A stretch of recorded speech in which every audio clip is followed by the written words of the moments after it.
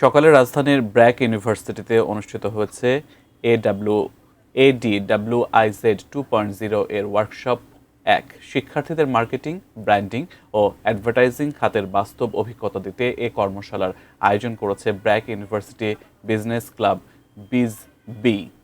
অনুষ্ঠানে আয়োজকরা জানান, প্রতিযোগিতা শুরুর আগে অংশগ্রহণকারীদের ইন্ডাস্ট্রির সঙ্গে পরিচয় করিয়ে দেওয়া এবং পেশাগত দক্ষতা বৃদ্ধি এই আয়োজনের মূল লক্ষ্য। কর্মশালা দেশের শীর্ষস্থানীয় 2 প্রতিষ্ঠানের অভিজ্ঞ 2 বক্তা ব্র্যান্ড নির্মাণ, মার্কেটিং কৌশল, বিজ্ঞাপন পরিকল্পনা এবং কাস্টমার এঙ্গেজমেন্ট বিষয়ে নিজেদের অভিজ্ঞতা তুলে ধরেন এবং দেশের বিভিন্ন বিশ্ববিদ্যালয় থেকে 350-রও বেশি শিক্ষার্থীর অংশগ্রহণের আশা করছেন আয়োজকরা।